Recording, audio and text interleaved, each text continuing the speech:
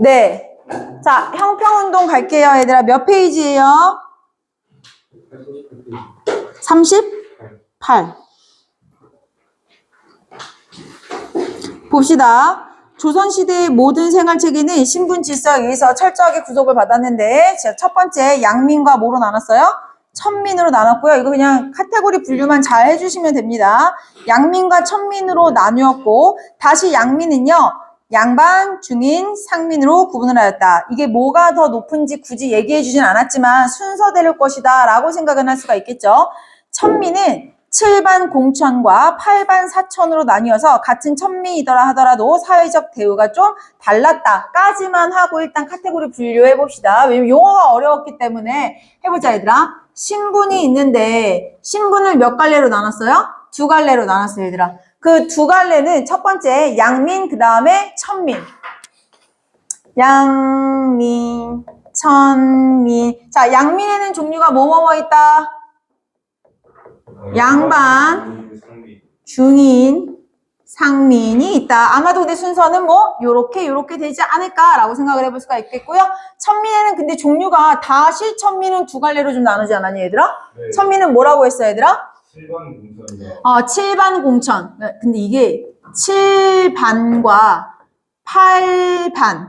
7반은 뭐래요 얘들아? 공천. 얘는 뭐래요? 사천. 이렇게 생각하면 돼 얘들아. 얘는 공적으로 천하내고 얘는 사적으로 천하내. 또 공적으로 천하다라는 게 뭐냐면 나라의 관리를 좀 받아. 근데 사적으로 천한 애들은 누구야? 그냥 어떤 대감댁집에 이제 종놈으로 들어간 거지 얘들아. 그래서 걔가 이제 죽든 말든 나라에서 신경을 안 써. 그냥 그 목숨은 누구의 것이니까 그 대감님 것인 거야 얘들아. 이해됐어요? 그래서 우리 여기 다시 한번 읽어볼게요 얘들아. 잘 봐. 천민은 7반 공천과 8반 사천으로 나뉘어져서 같은 천민이더라 하더라도 사회적 위세나 대우가 동일한 것은 아니었다.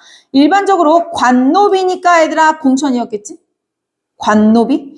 관노비에 해당하는 공천인 7반은 비교적 나은 대우를 받았으며 사노비에 해당하는 사천인 8반은 사회적으로 멸시를 받았다라고 했으니까요. 뭐 굳이 천민을 따질 건 아니지만 천민 중에서도 얘는 관노비에 해당이 되기 때문에 대우가 조금 더 나았고 얘는 조금 더 낮았다라는 얘기까지가 바로 1문단이었네요. 자, 2문단으로 나가봅시다. 천민 중에서 우리 백정에 대한 소재는 지금 뭐 드라마나 영화나 뭐 이런 데서도 많이 다뤄봤잖아요. 그렇죠? 자, 백정은 천민들 가운데서도 가장 천대받는 계층이었는데 어떤 식으로 천대를 받았냐면 격리된 채 일정한 지역에서만 이것도 좀 잔인한 것 같아. 그치? 그 지역에서만. 그리고 나이나 상황에 상관없이 누구나 백정에게 반말을 썼으며 가옥의 기와를 얹거나 의복의 명주를 사용하지 못했고 교육의 기회도 허락되지 않았다. 그런데 이게 가보개혁에 따라서 포인트는 명목상폐지라는 거. 이게 큰 포인트예요. 오케이. 자, 요런 신분에 따라서 처우가 좀 달랐어. 그 중에서도 이 천민들 중에서도 누구에 대한 얘기를 하고 있어요? 백정에 대한 얘기를 했지. 근데 이 백정에 대한 차별이 언제 폐지되었다? 가보개혁. 근데 가보개혁 때는 어떻게 폐지되었다? 명목상으로만 폐지가 되었구나. 그럼 얘들아, 실질적으로는 폐지가 됐다, 안 됐다? 폐지가 안 됐다라고 얘기하는 거죠. 읽어봅시다. 왜 폐지가 안 됐는지. 하지만 사회적 인식이 하루아침에 변할 수는 없었으며 백정에 대한 인식이나 차별은 개선되지 않았다. 오히려 일제는 소가죽을 안정적으로 확보하기 위해서 그들의 계급이 유지되길 바라며 백정 출신들을 도수장에 종사하도록 강요하고 더 엄격해졌다라는 거. 이게 진짜 좀 이게 패착이었네. 그치? 오케이. 자, 명목상 폐지된 이유는 뭐 때문이었다?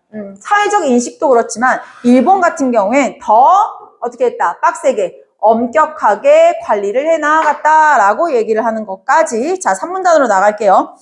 오랫동안 천대와 멸시를 받아오던 백정, 자, 지금부터 주체는 백정입니다. 백정들이요, 이걸 못 참아서, 아니, 신분제 폐지된 게 언젠데 우리는 아직도 이렇게 차별받는 거야? 해서 빡쳤으니까요, 백정이 자신들의 인권을 수호하고 실질적인 신분 해방, 오케이, 반대되지 않나요, 얘들아? 아까는 명목상 폐지였는데, 이번에는 누가? 백정이 주체가 되어서, 오케이. 백정이 주체야. 실질적인 존재. 맞아. 얘네가 해서 어떤 폐지? 실질적으로 이 차별이 없어졌으면 하는 거를 언제 했다고 나와 있어요, 얘들아? 23년에 형평사를 조직하였다. 이서 형평운동이구나. 오케이. 24년? 23년? 오케이. 23년에 뭐 형평사를 조직했다라고 얘기하는 거. 근데 이 지문의 포인트는요. 요게 뭔가 그 있지. 왜 확산되는 거 있지. 꼭 이 백정구제 아니어도 다른 어떤 사회적 약자들이 많잖아요. 앞에 보세요. 백정뿐만이 아니라 사회적 약자가 또 누가 있을까? 여성들, 그지? 여성들도 그때 당시에 차별받는 대상이기도 했잖아요. 이런 여성 운동으로까지도 확산되는 그런 모양새가 나갈 거야. 근데 오해하면 안 돼. 같은 운동은 아니지. 이해됐어요? 자, 계속 해볼게요.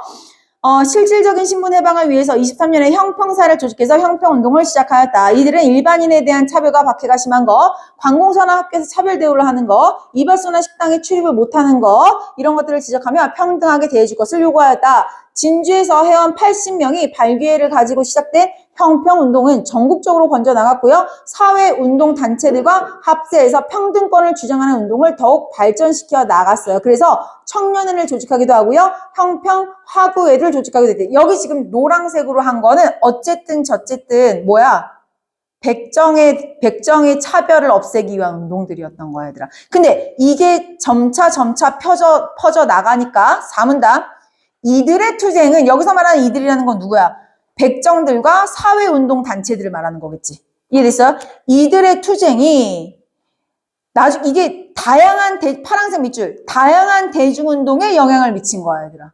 그래서 여기서 말하는 이 다양한 대중운동은 백정을 위한 운동은 아니었던 거지. 이해됐어? 이거 구분 지어야 되겠죠?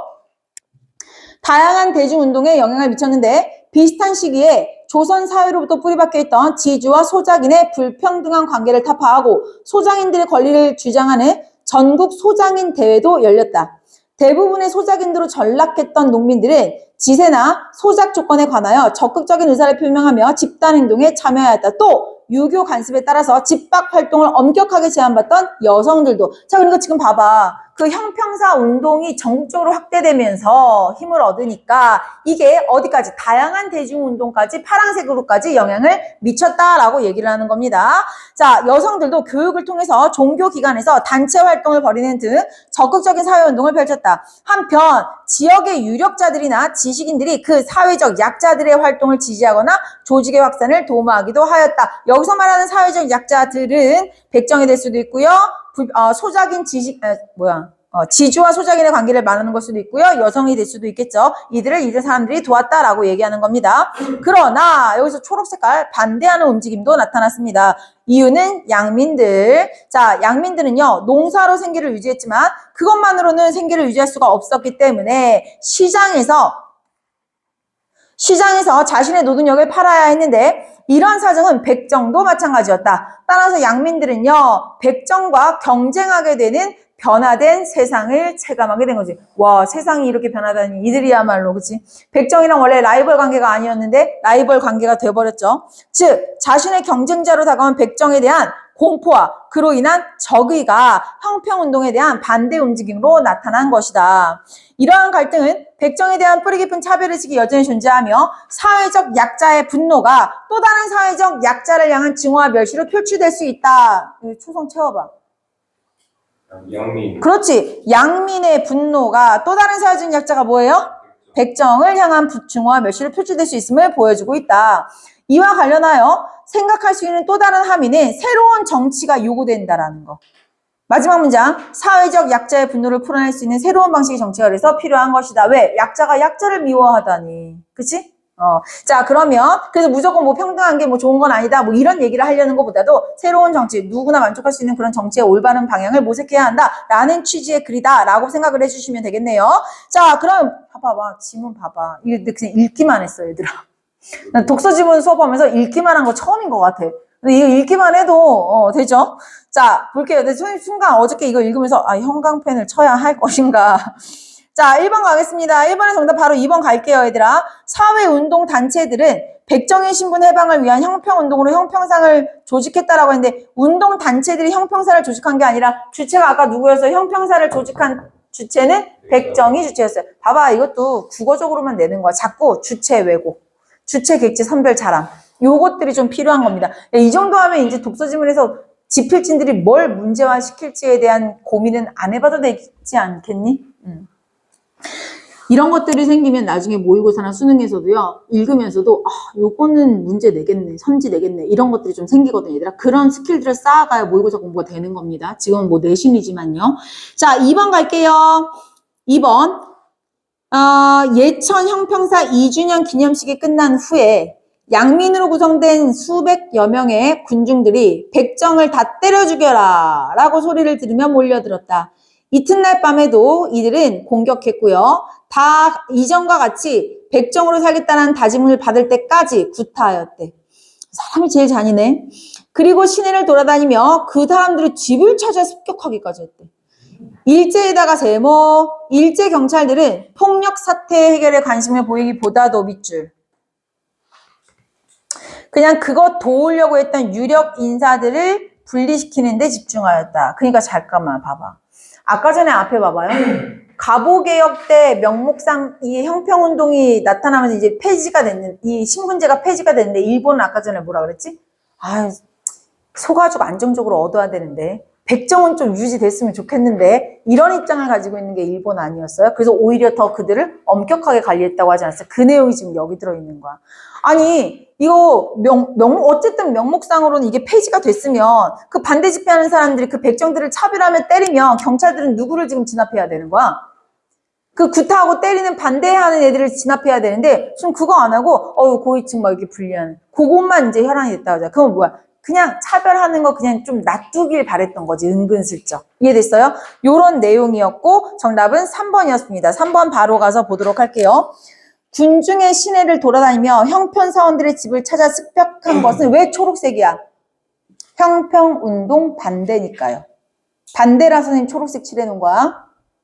일상적 이익 옹호와 독립회복을 위한 다양한 대중운동은 뭐였어요? 노란색. 형평운동이었지. 그럼 지금 앞과 뒤 선지가 맞지가 않아요. 꺼졌어서 화면. 이해됐니 얘들아? 네, 자 계속할게요. 자 그러면 우리 이렇게 3번이 정답이었고 나머지 얘들아 너무 그냥 정말 다 읽기만 하면 되는 거라서 굳이 설명하지 않겠습니다. 여기까지 내용 이해됐죠? 네, 바로 문학 가져오도록 할게요.